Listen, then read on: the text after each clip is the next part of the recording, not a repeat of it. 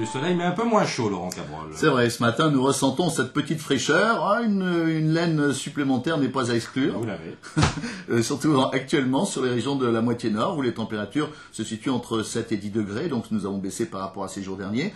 La difficulté, c'est d'être clair en très peu de temps. Parce que, on l'imagine, on arrive en fin de tranche de la radio, par exemple. On arrive dans la dernière minute. 7h30, juste avant 8h, etc. Et il faut cadrer, c'est nous qui faisons le tampon.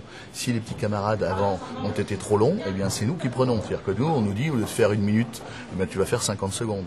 Comment résumer le temps en France en 50 secondes? Ça, c'est une gageure. Aujourd'hui, ça va, il fait beau. Mais quand il fait pas beau, c'est terrible, parce qu'il faudrait presque 1 minute par région.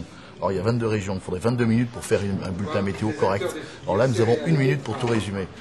La grosse difficulté, c'est de synthétiser et donner un maximum d'informations à ceux qui nous écoutent, qui ont envie de savoir dans leur ville, dans leur région, quel temps il fait. C'est tout à fait logique. Les températures maximales seront en légère baisse, mais il fera tout de même 14 degrés à Cherbourg cet après-midi, 15 à Caen, 16 à Lille, 17 à Brest, 18 à Biarritz et Nancy, 19 à Rennes et Paris.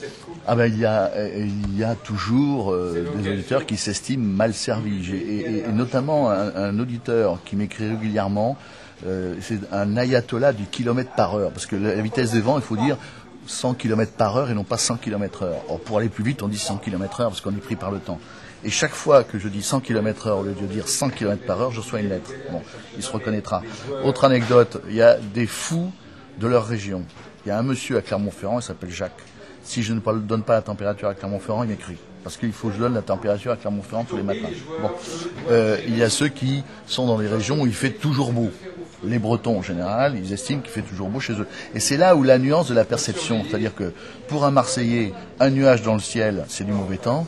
Pour un Breton, un nuage dans le ciel, c'est du grand beau temps. Donc la perception des gens du temps, elle est totalement différente selon les régions. Et ça, nous devons en tenir compte lorsqu'on présente la météo.